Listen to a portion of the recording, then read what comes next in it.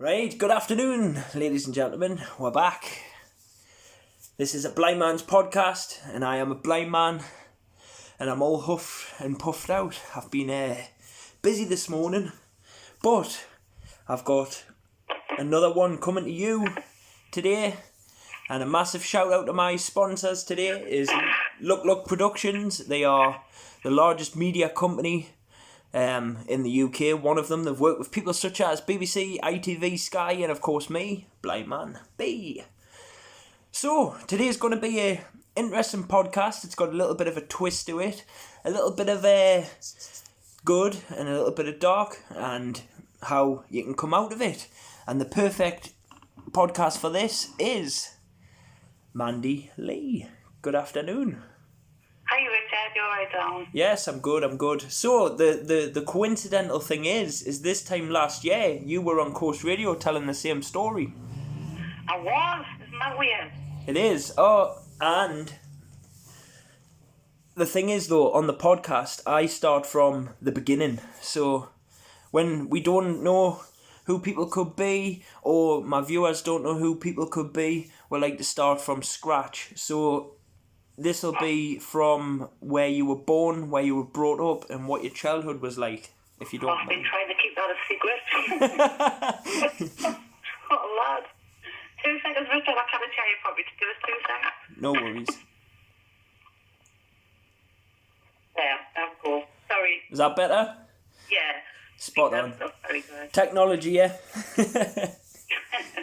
Right, so yeah, where were you born, brought up, and what was your childhood like, if you don't mind? Well, I wasn't going to tell you, but I was born in Gateshead.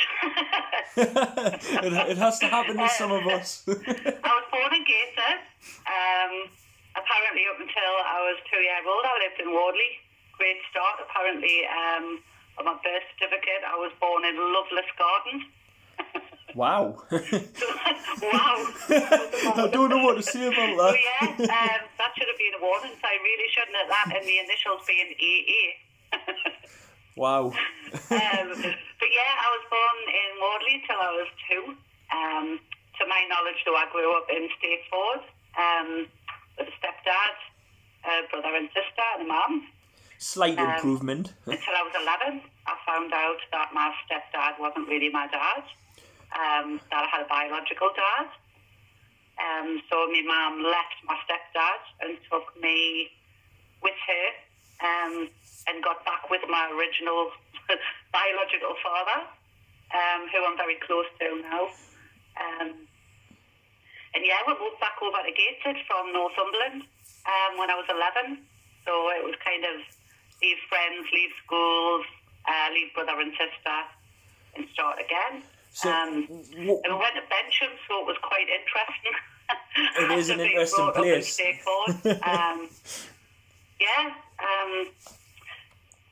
Went to school over there, went to high school, went through some sexual abuse that happened twice with step-parents, which was quite traumatic. I moved into a hospital at 15 years old. I had my first child at 18 years old. I did the best I could, which wasn't particularly fantastic. And I raised myself. So got married at 19. What did it feel like, Mandy? What did it feel like finding out about the father situation? Because obviously that must have mentally scarred you at the time, you know, with you growing up thinking that man was your biological father. Well, you know, at the time, I've actually found out because I had asthma and my brother and sister didn't have it, so I started asking questions. Little did I know, though, that my mum was actually back in a relationship with my biological father, leaving my stepfather. Right. But at the time, I kind of just remember walking through the bungalow that we lived in and just going, all right, well, who's my real dad? I don't know, I think I was in a bit of shock. I didn't realise the enormity of what would actually happen, you know. And did you and your real dad just click straight away like that, or did it take time? No, I called him the Mars bar man. Because when I met him, he gave us a Mars bar. Mars bar man, that's mint. The way of a child's mind, we didn't... It kind of was just on on and off, you know, and that relationship didn't last too long. But my dad lived around the same area for us. So I continued to have a relationship with my stepdad and my real dad, you know, so I kind of gained a father in a way. So that was okay, you know, it was all right. I suppose the advantage to it was is you would have got 2 Christmas dinners. Not living in Bedsham. I just thought, you know, me being a typical man, I thought belly straight away. So what?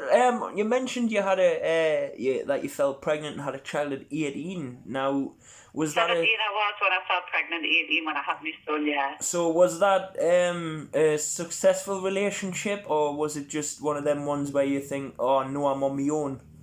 No, it was my first relationship. It was my first boyfriend. Great guy. We were just young. Lasted 3 years. We were just completely different people, you know. We were kids when we met, and we just grew apart. You know, it was different. Obviously, I had issues as well. You know, like trying alcohol and drugs and. I always kind of self-medicated, but at that time I never realised what I was doing, you know. I was a bit of a binge drinker. I used to go to the Tuxedo Princess and that on the time. It was supposed to be a great place. To know what that is. It was supposed to be a great place. My mum and dad always raved. Mum and dad went there in Icon every weekend in the 90s, and they always raved how good it was, so... Well, yeah, Icon was originally called Ritzy, and that's where I met my first partner. Right. Son's dad, yeah. My mum and dad always mentioned Icon, a place called Divas, I think, and the boat, as it was called back then. Well, yeah, the boat was the Tuxedo Princess. And a place called Pig and Whistle. It's like the Titanic at Gateshead, it went down like it as well. And they also mentioned a place called Pig and Whistle, apparently that was fun. So. Yeah, that was really good as well. So what point do you think, Mandy, where you thought, right, the drink's starting to get a bit heavy here, you know, and obviously, because... Do you know, I never ever noticed. It wasn't so much how much I drank, it was when I drank and why I drank. Right. I didn't realise any of this, to be honest, Richard, until 2 years ago. Right. It's kind of just got worse and worse and worse and worse, you know. But in that period of time, there was normality, you know. I had good help with my son being so young. I don't have any relationship with my mother. You know, I don't really want to go down that road too much. No, I mean, at the end of the day... I don't want to have any resentment towards her or anything like that. It's stuff I've dealt with, but we don't have a relationship regardless, you know. Well, you don't have to go down that street if you don't want to. We can swiftly move on from there, but... Yeah. So what kind of like alcohol do you think was like your go-to, you know, like you said you self-medicated? Was it a thing where you just went to the shop in the afternoon and you got a bottle of vodka, or was it like nighttime drinking that just became a lot, or? Well, you know, when I don't actually know, to be quite honest with you. It never ever crossed my mind. It was more like I hung around with friends that drank a lot. It became like Friday nights we'd go down to the quayside, or I would go to rock shops, the original rock shops, and tamper with the odd drug and stuff because I didn't have my son on weekends, you know. So at 17, 18-year-old, to me, I was just being a teenager. Well, that's it. We're all guilty for it. So you know, it wasn't through the week. It was only on weekends when I didn't have my son. So realistically, it was just it's the weekend. Let's have a session. Let's get on a buzz, you know, which everyone's done. That progressed, you know, in at the end where I lost my little council house. And my son, from weekends, just started staying at his grandparents more and more often. And I moved into a hostel in Whitley Bay. And then that was kind of the green light for us to just go crazy, you know. I'd split up with my son's dad. I didn't have my son very much, a couple of days a week for quite a while. So was it that moment in your life where you just thought, right, that's it, I've got nothing to lose now, I'll just do what I want kind of vibe? Well, yeah, but it was in more of a crazy teenager sense than a problematic sense, you know. I knew my son was all right at that time. I was still had a mind like a child, you know. I'd raised myself pretty much. So do you think... I've been on my own from 15, you know. I bounced around hostels most of my life. It was normality to me, you know, it's just the norm. So do you think having a child that, as, let's just say, a child, is part and parcel of what could emotionally mess you up, do you think? No, I was emotionally messed up before then. I just didn't realise because I had my son. I deliberately had my son because I wanted something nobody could take away from us. Right, yes. I wanted something that was mine, and that comes from lack of security, lack of self-worth, fear of abandonment, you know. Mm-hmm. And I always said, you know, I never ever got abandoned. It was my brother and sister that did. But no, I did, because I still don't have that parental thing in my life now. You know, I don't have that. And that's okay, you know, I've adapted now, but back then, I didn't really know what was wrong. I just carried on, thought I was doing a good job, you know. Well, the way I see it is, Mandy, is when we're younger, you know, we all make mistakes. We all do things that are out of the blue for fun, you know. We'll go to any extreme just to have that laugh, because let's face it, life then is totally different to life now, you know. And it's what programming as well, though, Richard, isn't it? If you're programmed and you're brought up in toxicity and chaos and never having any stability, and the fact is, you become the abused or the abuser. You know, it's been proven time and time again by psychologists, scientists, and it's just what we do. You know, we become what we think. We become what we know. It becomes a program. It's the paradigm in way, isn't it? You know, the paradigm is like a multitude of habits and behaviours that become programmed in way, and we don't actually know what we're doing. Now, 95% of the time, we're actually running on our subconscious, our thoughts and our programming. 95% of our time. It's true. I totally agree. You know, so we don't actually know what we're doing. I get that. I totally get that, actually, because, like, when I was a child, I was always bullied by people because of having an eyesight problem. And now it's only been in the last, like, year, I would say, I've come to the point now as a man where I think, nah, fuck you, you're not picking on us anymore, and now I love to bully the bullies. If I see people getting bullied, I go for the bully. Yeah. You know, I was like, bully me, you know, come and leave him alone, come bully me, see how you like it. Well, that's just the projection of it, isn't it? Mm-hmm. It's your survival system, you know. Yeah, you're going into survival mode. It's that run, you fight, or you freeze and hide, you know. I just hate seeing people get bullied, because my objective in life is to just make people happy, Mandy, and I know we've all got problems in my life, and I totally get that, but I do believe that there's certain people who take it out on others for no reason. Yeah. You know, some people turn to drinks, some people turn to drugs, some people turn to violence, and then some people are just absolute complete plums. Yeah. Or is that them just running on a program, though?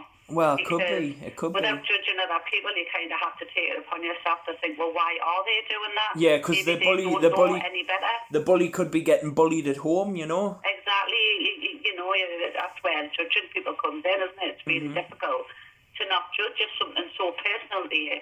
But if you take a step back and look outside of it and think, hang on, well, why is that person reacting like that? I mean, me, for example, I'm not a bad lass. I just got handed a bad deal, but I've learned over time, which wasn't easy at the beginning. I've spent 2 years dissecting my personality and going inwards and really, really looking into my behaviours and the defect character. You don't know what my parents went through, you know. Well, they didn't have any stability either, and I'm not excusing behaviour. Obviously, I'm someone that's been abused myself.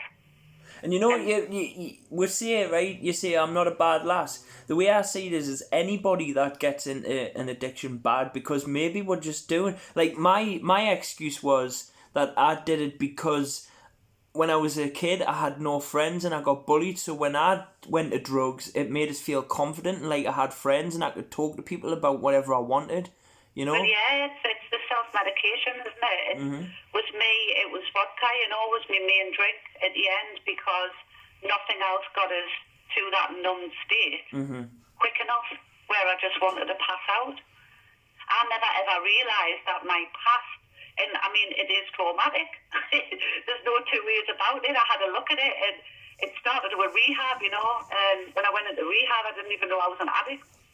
But when I went in there, I realised what addiction was, and then I had these issues, and I never knew that. How can I not know that? I was doing the life story in rehab right at the start. So when you and first, I remember reading it out and thinking, Jesus, that's my life. so when you first went to rehab, were you splashing about in denial?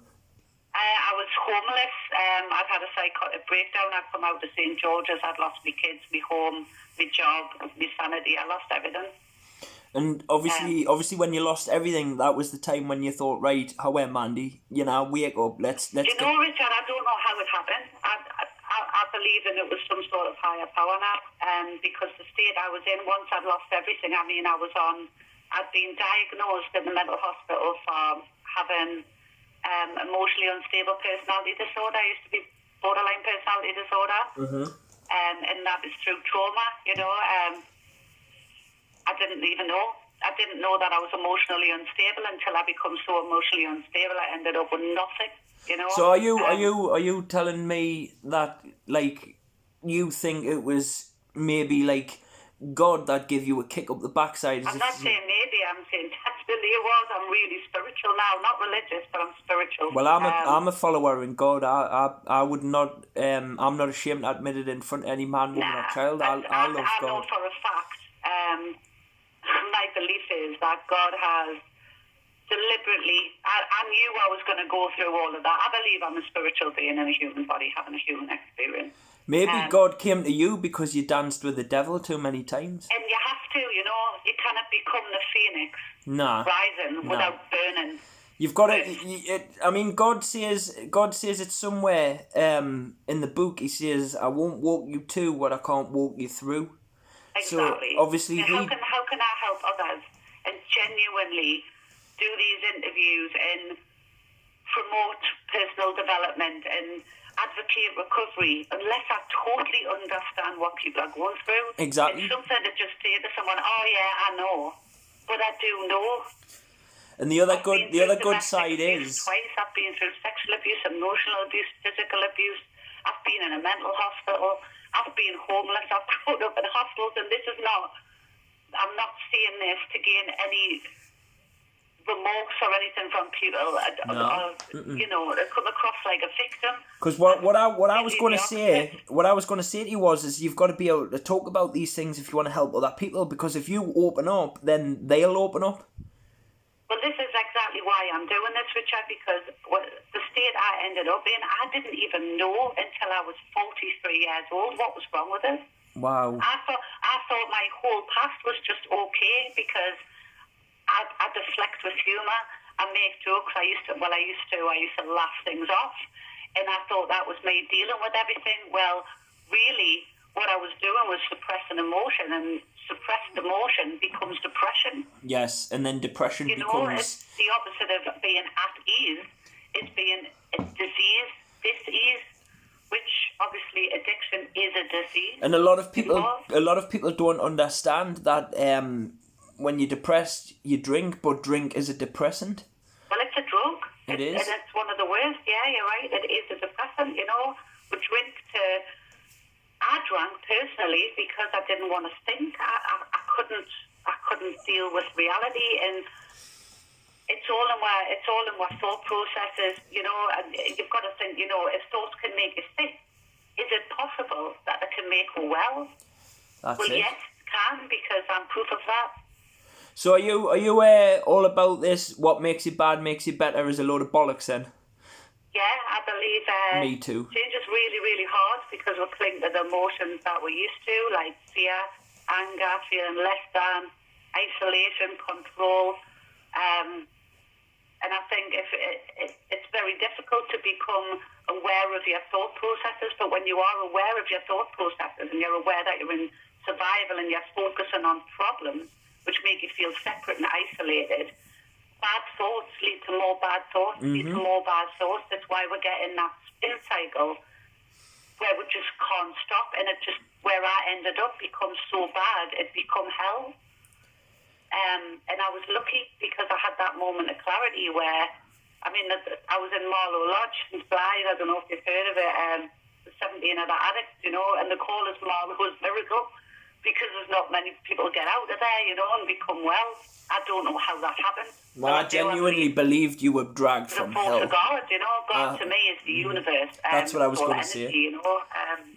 That's exactly what I was thinking. I think you were dragged from hell by an angel. I really do. Well, I was, and I do believe that I signed up for this. You know, how can I lead others and shine a light by a beacon to others and come out public? And I mean, I've been doing this now for about a year and a half. It started with a recovery walk in Middlesbrough last September.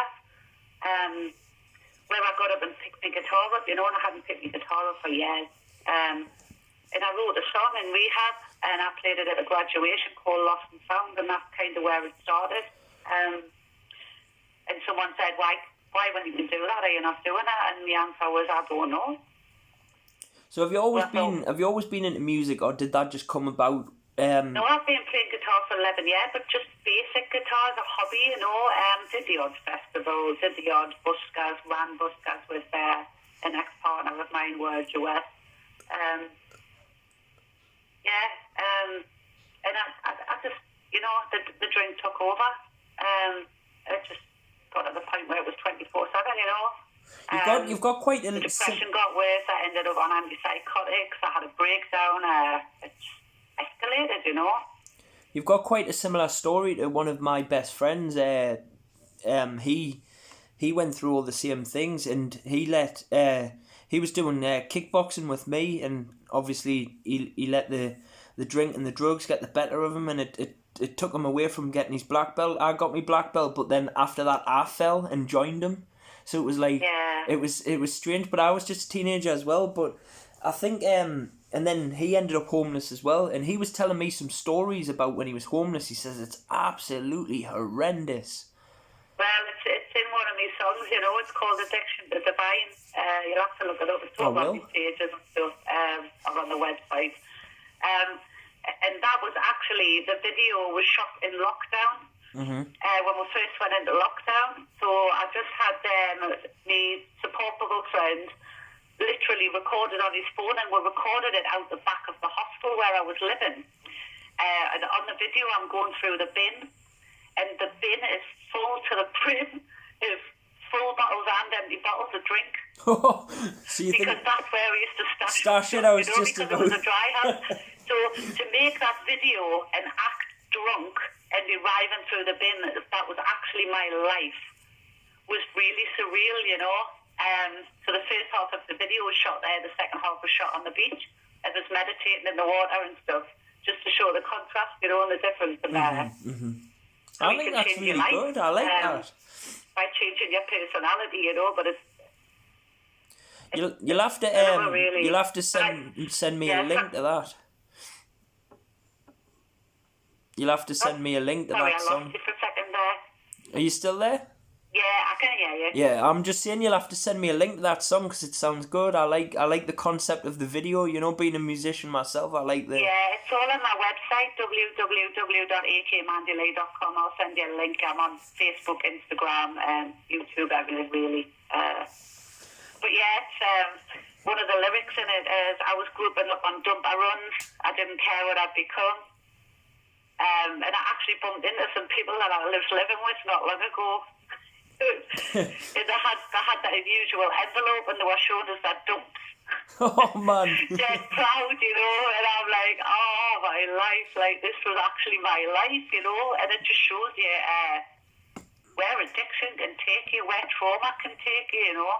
So if someone, if it's one of them questions, but it's just a curious one. So if someone said to you, I don't know, today, oh wait, Mandy, we're going out, we're going for a drink, I would hope your answer would be definitely not. Well, I don't have any need for it in my life. I'd rather read a good book. I'm a completely different person now, Richard, you know. Cup of tea and a good book.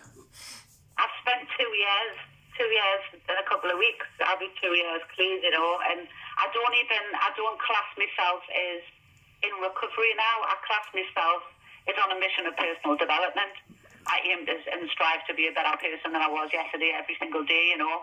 Sounds amazing. I'll always be in recovery, but I believe all of we are. We're in recovery from the person we were yesterday, you know. I don't have any need to use any substance now. I get more gain and more satisfaction out of reading a book or educating myself or listening to some piano music. So you say that you would say the same sentence as my ex-addict best friend. He says, I get more of a natural buzz now out of life than any other substance. It is. I get more, you know, I've got a vision. I have a vision where I'm helping others. And I'm grateful now to the people that harmed me. I'm grateful to the past I had because it's made us who I am now, and me being who I am now, it's helping others. It's that saying, isn't it, where people say, you'll thank me in the end for this. Definitely, it's a blessing, you know. It really is. I believe that now. So if anyone... a lot of work to get there. So I'm grateful, you know. Good, that's good. And so if anyone today is watching this podcast that might be suffering an addiction, Mandy, what would you say to them to help them? I would say, first, what I had to do, I went into rehab because I had to get over the actual physical side of it before I could do anything else. Mm-hmm. So I wouldn't recommend just coming off any drug without medical assistance. Because that can be really dangerous. So seek medical help. Get honest with yourself, because unless you accept that you've got a problem then you're powerless over it in the first place. There's nothing anybody can do because you're going to have to do the work. I wanted to know who I was. I asked myself a few questions. Who am I? What do I want? How can I help myself first, and then how can I help others? Find out who you are, and by who we are, we've got a name, you know, it's just your name. It's a sound, it's not who you are. People used to ask who I was, and I was like, well, I'm a mum, I'm a wife, I'm this, I'm that. That's not who I am. That's roles I play in my life. So I discovered who I was, and then that was... I went through the 12-step process with Narcotics Anonymous, which was fantastic. It took us 18 months on top of doing 9 months rehab. Well done. Which really got down to the nitty-gritty of what my defective character was, how I was repeating the same behaviours and patterns. So if anybody else is out there that wants to do this, get some help. Go to NRP, go to somewhere local, whatever your local place is. That can help you. There's so many people out there. Stay positive, and you've got to really want to do it. You know, you've got to be sick of being sick. And you've also, I think it's possible because I've done it myself. I think it's discovering your inner self as well. Like you said, you've got to learn who you are, and there's no point sitting there saying, "Oh well, just one more session." Nah, you've got to really be sick of being sick. You've got to be like, enough's enough. Enough's enough. I'm going to die. That's the state I was in. I'm dying. This is no good. I was frightened. You know, to put a fun stint on it, you know, when I used to be in the fellowships, I used to do shares, and I used to say all the time, I've wheelie bin to rock bottom, because I actually fell out of a wheelie bin trying to get my vodka bottle out the bottom. And that's when I had my moment of clarity, you know. I'd cut my knees open, I was lying on the floor, I was thrown up trying to get my vodka in, and I fell out of a bin. So, you know, that's where it took us. That's the point. I had enough. That's the point where you thought, oh yeah, I fell out of a bin to get drink, and look at the plate. Yeah, look at the plate. Myself, and my bottle was smashed all over, and I was thrown up, and I thought, who am I? Like, who am I? That's when I started. What am I actually doing? I'm gonna die. I am dying, and I don't want to die. I'm glad you came out the other side and realised, you know, because your life's turned around since, hasn't it? Well, it's been a process, you know. Rehab was amazing for me. Like I said, I didn't even realise I was an addict. I didn't know what an addict was. I didn't realise that I had an addictive personality. I didn't realise that the traumas in my past had caused us to fall into cycles, repetitive cycles of the same behaviour, which is the definition of insanity, isn't it? Repeating the same behaviours and wanting different outcomes, expecting different outcomes. It's like when you take your first ecstasy tablet, you get that amazing buzz, but then you take another 20 and then you're chasing for the first ever buzz you had, and you'll never ever get it, but you keep thinking, deluded in your mind, that you're going to get it.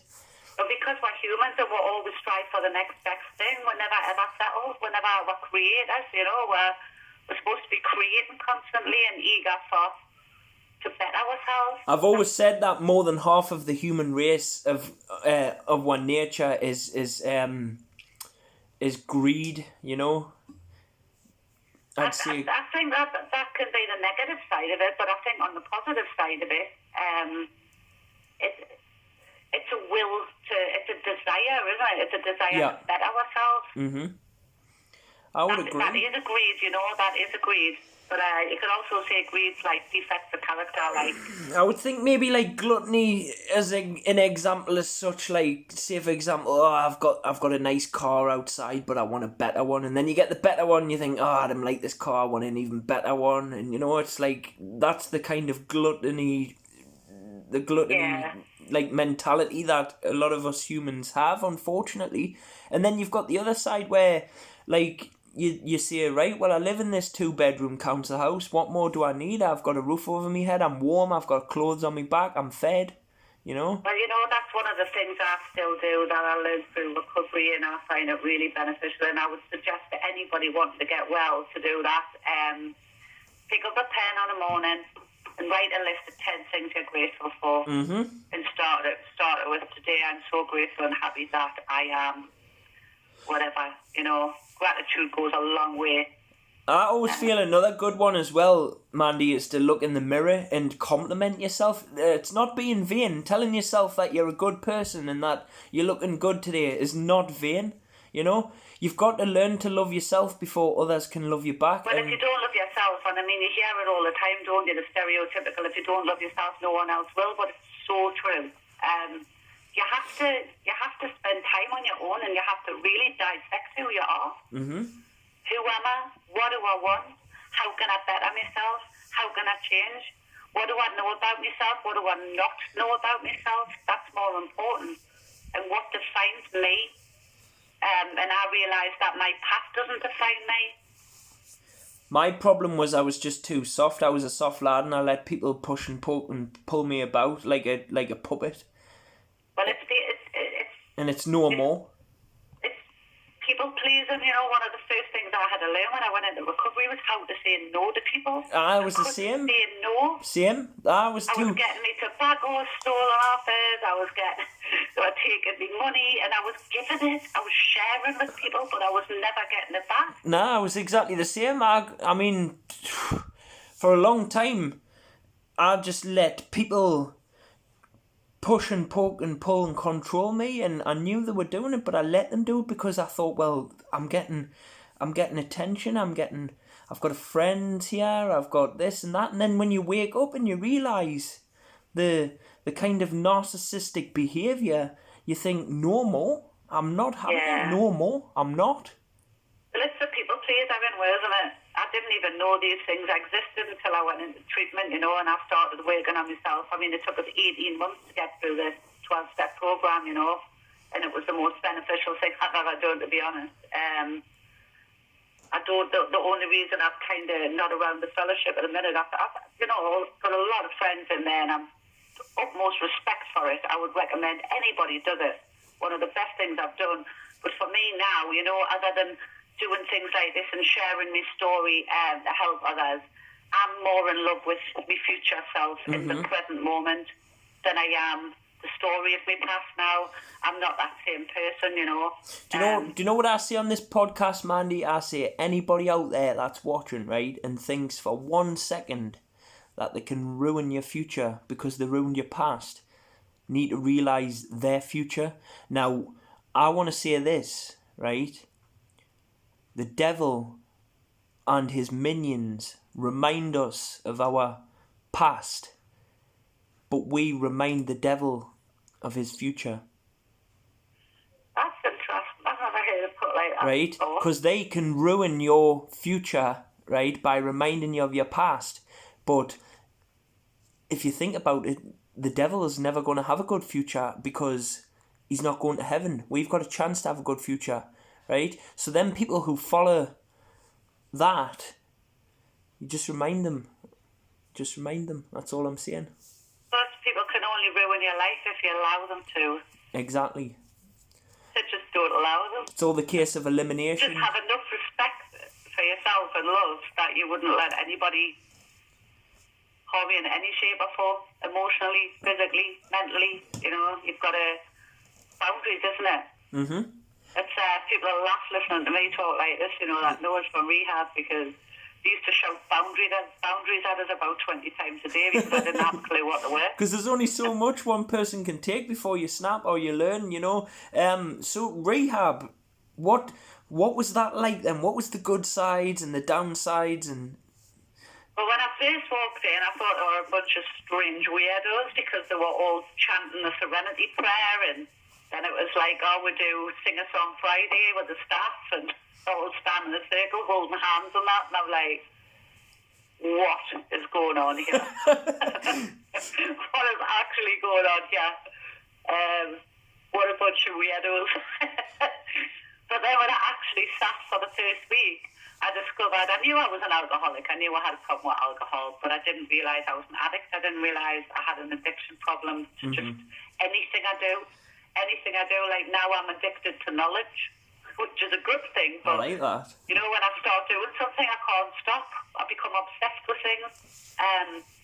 And I had to learn where that came from. So, you know, it made us realise what was actually wrong with us, and that was really comforting because for once in my life, not only did I know what the problem was with me, I knew that I wasn't alone in that. That's good. And you know what I always like? There's a saying that I've followed my whole life because I'm a bit of a philosophical kind of fella. Me, I like all me deep motivational speeches and stuff. And there was one by believe it or not, Rocky Balboa. In the first ever Rocky film, he said, "It ain't about how hard you can hit. It's about how hard you can get hit and keep moving forward." And I was like, wow. And I've followed that my whole life, you know? Well, it is, isn't it? It's the whole Phoenix Rise, and it's in one of my songs, Spiritual Rise. Like a phoenix, I rise right in front of your eyes. I've just been bad enough to fight and strive to become a different person. And if you change your personality, then you can't not change your reality. If you let your personality be changed by the environment and things outside of you rather than working on the inside of you, then you'll only ever get the same, you know? You'll only ever stay where you are. Do you sometimes think that people look at things in life through rose-tinted glasses, though, and, like, they need to realise... I just think people look through the glasses that they used to look through. They use the visor that they've got. Because it's more comfortable, isn't it? Yes. Being the norm. People fear change. People fear the unknown. That's so true, because if I'm not doing the same routine, I mean, I'd obviously, like, you know, you have the odd thing. Say, for example, during the week, I won't always have a podcast, but I've got one, say, for example, today. That doesn't bother me. It would be, the thing that would bother me would be, like, if someone rang me up now and went, "Oh, you've got an appointment, you need to go to Newcastle tonight," I'd be like, "Oh, what? Why do I have to?" You know, that kind of change is what gets to my mind. Yeah. Well, I mean, my kids think I'm absolutely insane now. They think I'm more insane now on positive than they did when I was actually insane. Well, I'm sorry to... It's all over the house with positive affirmations on, so every time I go to the toilet, usually I was saying a positive affirmation. If I go make a cup, and I'll say one that's on the fridge. And I make myself, you know, I hack my subconscious 24/7. Well, I'm sorry to your children, but I'm the complete opposite. I think being positive is nowhere near being crazy. And one of the sayings that I want you to take away today, Mandy, and always remember, is it doesn't matter how dark life gets, there's always a light at the end of the tunnel. And always remember, love conquers everything. It does, and you don't change the kitchen by painting the outside of the house. Well, why not? Make it bright. It's Matthew McConaughey. Is that I pinched it? He's one incredibly inspiring guy as well, mate. If it was up to me, the outside of my house would be bright yellow. Honestly, I love bright colours. The inside of you's not. I just love positivity and I love bright colours and, I don't know, like, I get called weird too. Like, people will say, how are you always happy? But they don't see me behind closed doors. Sometimes I'm an absolute wreck. Well, all the ones that work on themselves, they've got to actually face the opposite. Everything's the law of polarity, isn't it? It's every opposite. It's hard being an empath, Mandy. It is, isn't it? Yeah, I know. It's hard because you feel everyone's energy around you and you suck it in and then, sometimes you feel... There's a way out of that though, Richard. You've got to learn to observe from the outside in with compassion rather than empathy. Mm-hmm. If you empathise, you get sucked in and absorbed. If you have compassion for others, you're doing it from an outside. Because the problem is with me is that I'm a sucker for a sob story and I get the fun sponged out of me, and I'm not saying that I don't care or give a monkeys about people. It's just sometimes I feel like I care too much and then it affects me mentally. Yeah, because then it draws into your existence as well, does it? Becomes part of your reality. Mm-hmm. That's crazy, but... Compassion, look up Eckhart Tolle or Dr. Wayne Dyer or Proctor. I'll have a look at that, Dr. Oprah Winfrey. If you like positive motivational stuff, I'll send you some stuff. Now Robert Street, Dr. really Wayne good. Dyer sounds good. Personal development speaker, she's really good. So what do you think about future music projects? Are you interested in sometime in the future doing a song with me about all this positivity and spiritual stuff? Nah. No? No? You're not I'm joking. I was going to say you. Just winding it up. Yeah, why not, man? I love a bit of collaboration. The opposite of competition, isn't it? Well, that's it. I mean, I'm not a massive I've done collaborations most of me career, so I'm mainly trying to hit the solo route now. But if it's someone like you that wants to do a song about all the positivity and stuff, I can't deny that. Well, that's all my music. It's 99% of it, I would say, is positive. I've just released a dance album. I've just released the first 2 albums. That is weird because, I'm going to let the cat out of the bag right now and then we'll go back to what you were going to say. But that is weird because just yesterday I said to Clary, I'm a little bit tired of hip-hop now. I've always wanted to release a dance album. Well, do you know what? I just did it because I wanted to see if I could. Basically, I put a recovery band together when I was volunteering. I put a band together with a couple of people that were in recovery themselves, good friends of mine. And we were on a mission. We were set up to do like a big convention and a big recovery walk in September. But then obviously the COVID kid happened. So 8 weeks into forming the band and being in the practice rooms and getting everything ready, it was literally days before the recovery walk and that. Bang, COVID kid happened. So we couldn't practice. Obviously, it's been months and months and months. So I thought, right, what can I do here? So I bought myself a loop pedal because I thought if I can't have my band, I'm going to have to be my own band. Yeah. So I bought a loop pedal, a Boss RC30 like Ed Sheeran. So I watched a few demos and that and watched a bit of Ed Sheeran, as you do, the guru of it. And I thought, I can do this. I can totally do this. So much to my children's dismay, my youngest was like, what are you playing at? I started beatboxing. I told her, I'm positive. I love it. I want to be a beatboxer, I'll be a beatboxer. I love it. Simple as. So I taught myself to beatbox, just the basics, so I could put some drums in. I taught myself to play a basic bass line. I taught myself to play with a plec because, like I said, it had only been a hobby for years. Wrote a couple of songs, never really did much. Never played with a plec, so taught myself to do that. Taught myself to play a lead, all in lockdown. We had plenty of time on our hands. Why not? And I decided, right, I'm going to write a dance album. So, I just released that in July, August, called Lockdown Lyrics.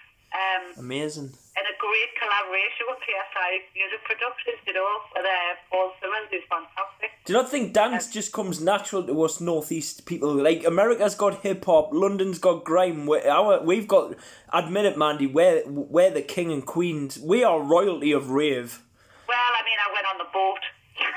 Yeah, but that's what I'm saying. It's like, that's what I'm saying. Yeah, it was the Rock Shots girl in it. But yeah, it was. I wanted to do something different though, Richard, because my first one was folk country style. And I'm currently in the middle. I've still got about 7-8 songs. I'm doing like this is a positive. It's positive, and it's about just my journey basically. In recovery, there's like kids in my life that I still haven't got back. Relationships that I never managed to mend, which breaks my heart. So there's songs about that as well, but it's more of a power ballad style. So we'll see what happens for that when we get out of lockdown. But and Ed Sheeran, third album on the way. And Ed Sheeran's definitely the Elvis Presley of 2020. Like, oh, he's incredible. He's amazing. I love it. I was gutted when he came to Newcastle and I couldn't see him live. But I'm just, I don't know if this is putting you on the spot or not, but I'm just intrigued about you beatboxing now.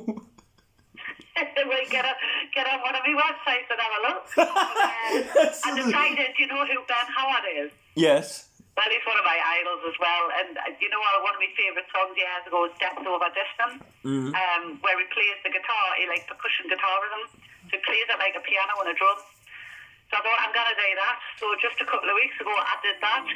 So how many noises can you produce out your mouth at the same time? Just the basics. I'm not doing it. Yeah. Oh right, because I can. Loud and mic. It's just, I can do I can get 4 out at the same time if you want to hear it. I'll tell you what. I'll drop a little thing in here, right? So if anybody's interested in seeing this incredible beatbox from this delightful 45-year-old positive, inspirational leader, musician. My website is www.akamandilee.com. My YouTube is AK Mandi Lee. My Facebook is AK Mandi Lee Music. Instagram @AK Mandi Lee Music. And my business email is akmandileemusic@gmail.com. And also, Richard, what I am doing within the next week or two, if anybody goes on my Facebook and likes and follows or YouTube or anything, they don't have to like it, but obviously we'll get notifications easier. I am giving away as many albums of my recovery album, the original album, Lost and Found, which I released in July, and I'm giving it away for Christmas to anybody that wants it. What a belter. Because not only have we got all this corona stuff going on, there's people in recovery, and not just people in recovery, just people who are down and giving up. Get this album. It's completely free. Happy Christmas from me. Take it, enjoy it, and I hope it helps people, So I will be promoting that. I will be putting a video up within the next week or so. Brilliant. And my PR and my manager are there at hand to help get all these emails out and send everybody a digital album, anybody that wants it. I'll have a copy of that, easy. Definitely, of course you can. And, if you share the video, it to as many people as you can, Richard. I will. We'll get this video out. Let's get this recovery music out to everybody, Hey, we've had enough negativity and largefulness in this world. Let's have some positivity, ladies and gentlemen. And Mandy is... And recovery music, there's a lot of... The gurus done it. There's a lot of these famous... I like Eminem and stuff, for one. It made a difference through recovery music. Yeah, but so Eminem... I will continue to do this, Eminem did something that you haven't done. Eminem relapsed. Yeah, there's no chance of that happening. I'm too stubborn. I seen Eminem live as well on my birthday in Glasgow. Yeah, well, I've kind of put myself on the public chopping block, haven't I? Deliberately, from the very start, I've become public with my story because people get to watch the journey. That's it. And the ones that are waiting for us to fail get to watch me bite my teeth just more and more because I am so determined and stubborn. I have a vision that I'm making a difference. Well, you know what, Mandy? You should be very proud of yourself. Your children should be proud of you. Everyone should be proud of you. Keep loving God, and please stay positive. And the next time you see a bottle of drink, for me, just point and laugh at it and say, I won. Oh, I do. It's the devil, man, to me. It is. Do you know what? I never liked it to start with. I like the fact that it made us pass out, but now I don't want to pass out because I'm busy. I've got a vision board that I've got to get to. Sleep you when know what they're I mean? gone. I've got vision boards and stuff. I'm busy. I have a vision. I've got stuff to do, man. I've got things to learn. Exactly, and never done learning. Life's too short and hectic to waste it.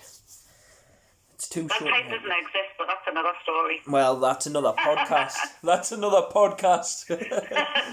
I need to do me conspiracy podcasts, but I'm just frightened. It's not a conspiracy, man. It's just fact. Well, it's true. Do you know, if you look at every single person out there that's doing stuff like this, all of them are like positive motivational speakers and that, are all doing the same thing. They're all using their mind. It's all in your soul. It's all true, it is. and I do mine through my music, off the top of my head, freestyle. So it's you're doing it. You're doing it. You're. I'll have to get you rapping on the back of me beatboxing like that. That sounds canny. There's nothing better. There's nothing better for a rapper than rapping over beatboxing. It's old school. It's the best way. Back in the day when on the street corners, boom, boom. Public beware, this could get interesting. Just to let you all know as well, including you, Mandy, I'm actually in talks with Public Enemy to come on a podcast. Oh, that's awesome. So there's a bit of rap history for you. That would be cool. I noticed you had Dire Straits on as well. Yes, my good friend Alan Clark, the keyboard player. Yeah, doing the Walk of Life. That was it. He did it, He actually said he didn't write that. The Knopfler brothers did, but he had the honour to play it. Yeah, awesome, man. The irony is, as well, he says he actually wasn't a fan of Dire Straits. Yeah, he says he wasn't a fan because to him it wasn't. It was just a guitar band. He was a keyboard and piano player, and then they kind of like invited him in, and he got a chance to just take over and do what he wanted to do. But the Knopfler brothers wrote the Walk of Life tune for him to play. So yeah. Oh, I love that song when I was growing up. I love Dire Straits. Back in my day. I love Dire Straits. I had Raheem on as well from Grandmaster Flash and the Furious 5. That was a good one. Not around Gates at High Street when we ghetto blaster on my shoulder. I just walked around. It's like, what you looking at? Singing oldies, oldies. You just like, yeah, what you looking at? Oh man. You don't lift your head up on Gates at High Street, are you in trouble? Definitely not in Bentham. It's all good. I got out. It's all good. My wife's sister lives in Wardley. Like you say, you know, if you go anywhere, wherever you live, if you find people to be, I think there was Wayne Dyer said, there was a woman come up to him, and she said, "What's the people like in this town?" And he was like, "Well, how did you find them in your last town?" And she was like, "Oh, miserable, rude, arrogant." He was like, "Well, then you're probably going to find people the same in this town." It's about perception, isn't it? Wow. Well, my wife was born in Leamington, Newcastle, and she moved over here. Eventually, I twisted her arm, and she says it's the best place she's ever lived. And she's lived in places like Newcastle, Felon, Springwell, Fenham, just loads of different places. And she said Northumberland's the best place. Like, so. Well, ironically, you know, I was living in Stakeford and Guy Post area, and that was. Now I'm in Blythe. I've been here a couple of years, and we used to say, "Oh, don't move to Blythe." Do you know what it is? I found everybody to be all right. This place has actually, ironically, saved my life. I see people on Facebook all the time saying Ashington's a pure shithole. You've got to be mad to want to live here. But I came back here, and I absolutely love the place. You know? Afghanistan. Well, yeah, I was born and bred here, and like people who actually have lived here the whole life are going, "Oh, Bassy, you're proper mad. You how to come back here? Why would you leave and then come back?" It's like, because have you tried living in Scotswood for 3 years? You know, live in Scotchy and tell me Ashington's a bad place to live. What's worse is living on Facebook when your business is on Facebook because you get stalked by crazy presenters from Coast Radio. You How know, did you find me? you love Coast Radio, especially the breakfast show. Oh man! Well, I think that's everything. I think we covered everything. I just hope you stay positive and stay strong and stay in the light. I'm going to change the world. Good. Little by little. But I'm not going to change the world. People are going to change themselves. So do you want to become a member of my JC soldiers? Because that's what I call my positive people, JC soldiers. JC being... I would love to be one of your soldiers. Right, you can be a JC soldier along with me, my wife, and a handful of other people. In fact, aside the trauma, when I was growing up, one of the things that kept us positive as a child was the thought of becoming one of your soldiers in the future. So you made the day. See, you had an epiphany, you had a prophecy, you did. I did. That was the vision. It wasn't starting the lost and found business of creation and music and creative art, or releasing albums and becoming a musician. It was actually becoming one of your soldiers. It was just to be one of Blind Man B's JC soldiers. You see, there you go. She said it, not me. That's it. Thank you very much, Mandy. It's been a pleasure. This will be getting uploaded to my YouTube channel today, and I'll share it about for you. Awesome, and thanks for asking us. It's always good, to have a different avenue to promote recovery and personal development. Well, you got to raise awareness. People's spirits up. If anybody out there struggling, keep at it. You can do it. You are worth it, and you are loved. And if there's any comments underneath this podcast, can everybody just write underneath, I am loved? That's nice. I like that. Let's do it. I am loved. I am loved. I'll be the first one to put it. Get in. Spot on, Mandy. Cheers. And I'm sure we'll work together musically in the future. Definitely, Don. All right, thanks for asking. No worries. Take care. God bless. You take care. Ta-da. Bye. There you go. Yes, she was an addict when she was younger. She was addicted to drugs and alcohol. And look what can happen, guys. Life, when it's dark, can become light. I've said it for years. When you dance with the devil, deck 'em. And look to the sky and follow the light. You see? It can happen. God bless you all, man. I hope you enjoyed today's podcast. Remember to subscribe, hit the bell, and as Mandy said, comment underneath saying I am loved. Peace.